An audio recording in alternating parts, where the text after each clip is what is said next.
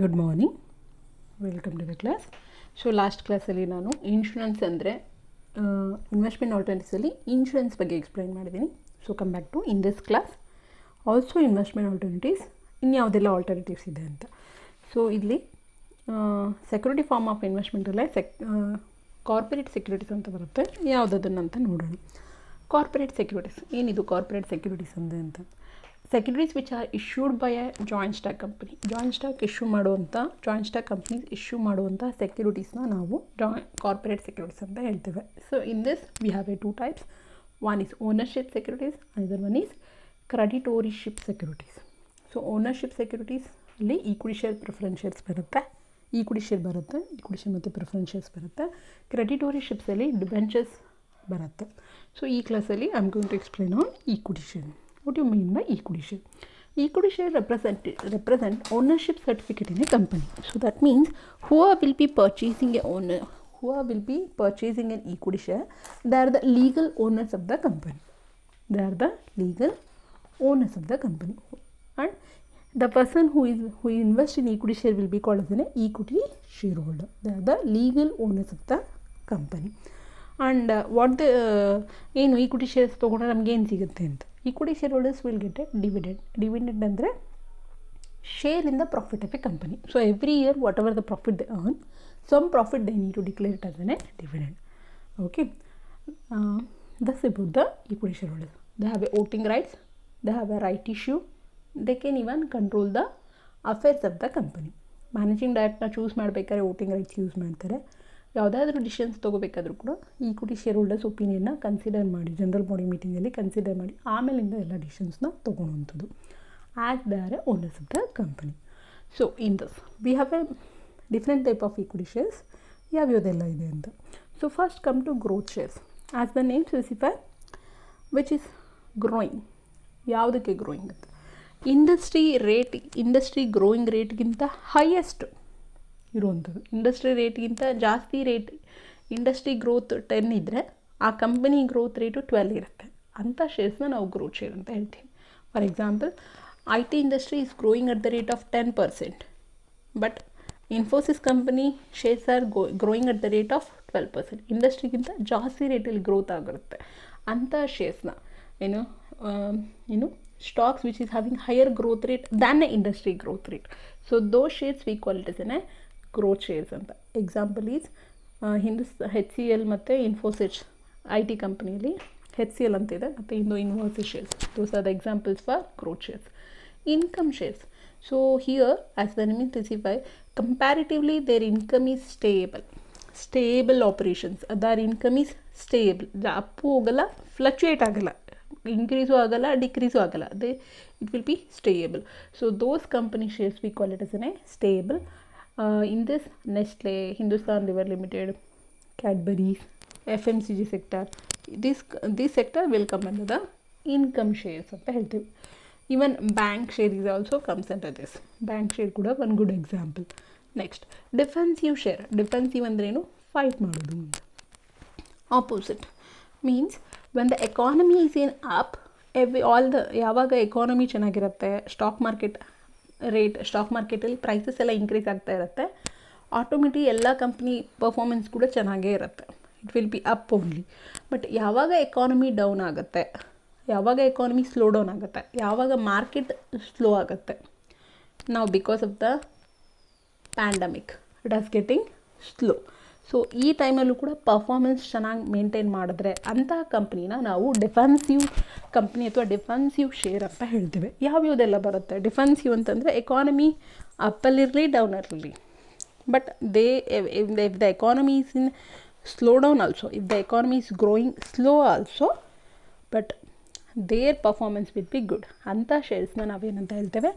Defensive ಅಂತ ಹೇಳ್ತೇವೆ. ಡಿಫೆನ್ಸಿವಲ್ಲಿ best example will be pharmaceutical companies. ಈಗ ನೋಡಿ, ಪ್ಯಾಂಡಮಿಕಲ್ಲಿ ಕೂಡ ಎಲ್ಲರೂ ಕೂಡ ಮೆಡಿಸಿನ್ನ ಪರ್ಚೇಸ್ ಮಾಡ್ತಾ ಇದ್ದಾರೆ. So their profit will not come down because economy has been slow down ಅಂತ. ಅಂಥ ಶೇರ್ಸ್ನ ನಾವು ಡಿಫೆನ್ಸಿವ್ ಶೇರ್ಸ್ ಅಂತ ಹೇಳ್ತೇವೆ. ನೆಕ್ಸ್ಟ್, ಸೈಕ್ಲಿಕಲ್ ಶೇರ್ಸ್ ಅಂತ. ಏನು? ಸೈಕಲ್ ಅಪ್ ಹೋದಾಗ ಅಪ್, ಡೌನ್ ಹೋದಾಗ ಡೌನ್. ಮಾರ್ಕೆಟ್ ಏನಾಗುತ್ತೆ ಅಥವಾ ಎಕಾನಮಿ ಏನಾಗುತ್ತೆ, it will be some time it will be up, some time it will be down. down. So now because of the corona or because of the pandemic, the economy has been slowed down. The economy growth has been slowed down. Market has been come down. Prices ಎಲ್ಲ ಕಡಿಮೆ ಆಗ್ತಾ ಇರುತ್ತೆ. Okay, so ನಾವು ಯಾವಾಗ economy corona ಎಲ್ಲ ಮುಗಿದ ಮೇಲೆ ಏನಾಗುತ್ತೆ, ಮಾರ್ಕೆಟು ಅಪ್ ಆಗುತ್ತೆ. So that we call it cyclical ಅಂತ.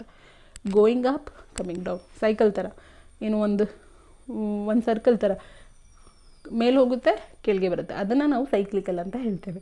So when the economy is in up, those company shares is also, prices are also high, performance is also high. When the economy come down, when the market come down, even those company shares will also come down. ಯಾವಾಗ economy ಅಪ್ಪಲ್ಲಿ ಇರುತ್ತೆ, prices of that company, particular company share will be high. ಯಾವಾಗ market ಡೌನಲ್ಲಿ ಇರುತ್ತೆ, ಅವರ company shares ಕೂಡ ಡೌನಲ್ಲೇ ಇರುತ್ತೆ. It will go with economy ಹೇಗಿರುತ್ತೆ ಹಾಗೆ ಆ ಕಂಪ್ನಿ ಶೇರ್ಸ್ ಇರುತ್ತೆ, ಅಥವಾ ಆ ಇಂಡಸ್ಟ್ರಿ ಇರುತ್ತೆ. ಅಂಥದ್ದನ್ನು ನಾವೇನಂತ ಹೇಳ್ತೇವೆ, ಸೈಕ್ಲಿಕಲ್ ಶೇರ್ಸ್ ಅಂತ ಹೇಳ್ತೇವೆ. Best example will be automobile industry. When the economy will be high, their performance will be high. When their economy slow down, even their performance also is going to be slow down.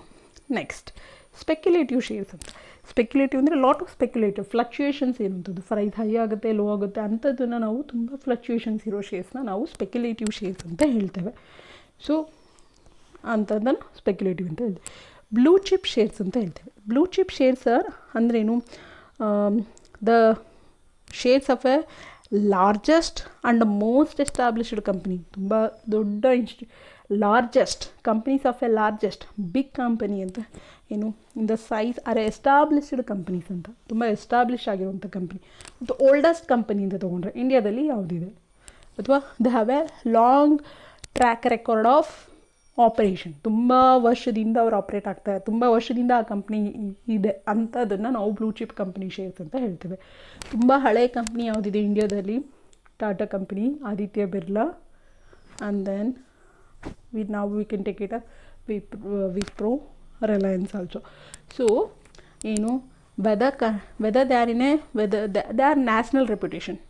ಏನು if you take it up, Tata company ಅಂದ ತಕ್ಷಣ they will be representing an Indian company, domestic company. MNC ಕಂಪ್ನೀಸಲ್ಲಿ Indian company, national reputation. The performance is also good. They are performing good even at the good time, even at the bad time.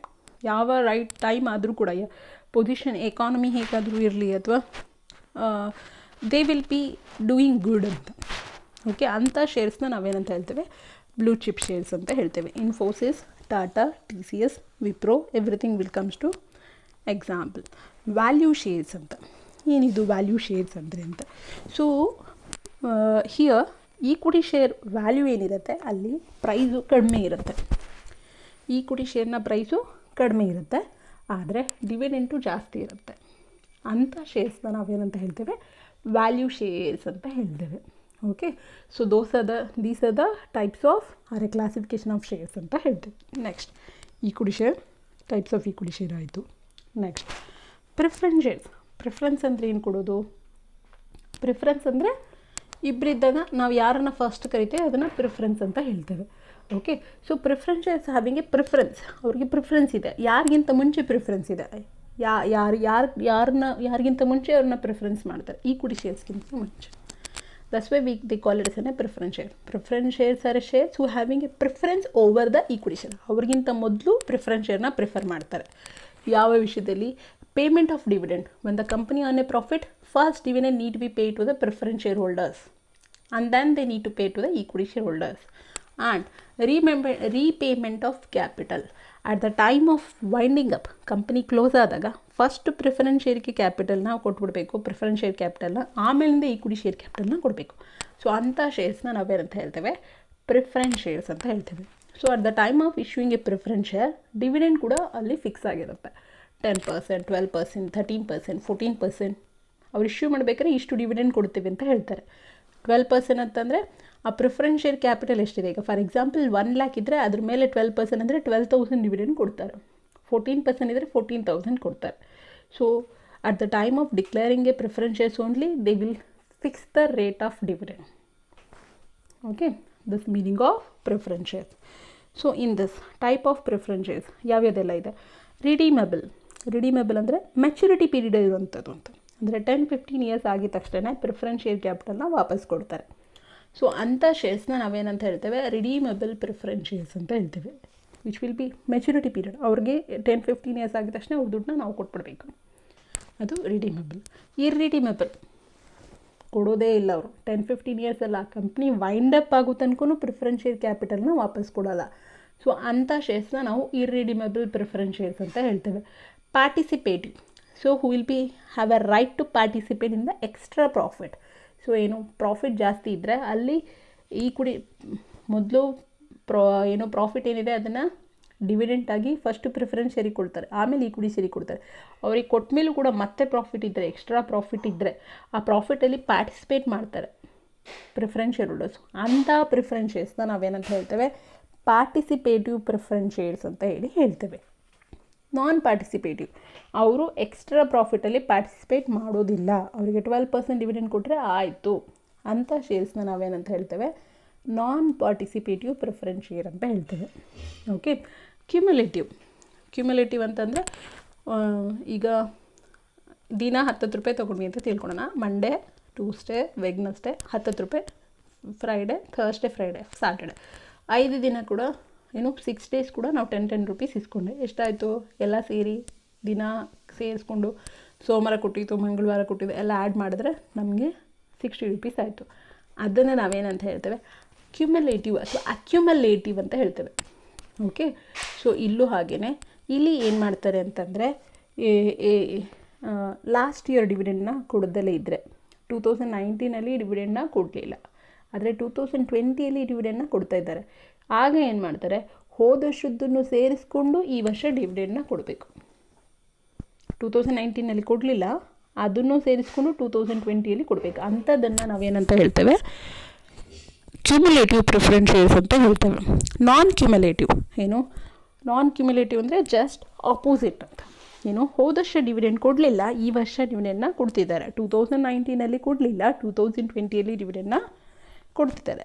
ಅಥವಾ 2020 ಕೊಡಲಿಲ್ಲ, 2021 ಡಿವಿಡೆಂಡ್ನ ಕೊಡ್ತಾ ಇದ್ದಾರೆ. ಆಗ ಯಾವ ವರ್ಷ ಕೊಡಲಿಲ್ಲ ಆ ವರ್ಷ ಡಿವಿಡೆಂಡ್ನ ಸೇರಿಸಿ ಕೊಡೋ ಹಾಗಿಲ್ಲ, ಈ ವರ್ಷದ್ದು ಮಾತ್ರ ಕೊಡ್ತಾರೆ. ಅಂಥದ್ದನ್ನು ನಾವೇನಂತ ಹೇಳ್ತೇವೆ, ಕ್ಯುಮುಲೇಟಿವ್ ಪ್ರಿಫರೆನ್ಸ್ ಶೇರ್ಸ್ ಅಂತ ಹೇಳ್ತೇವೆ.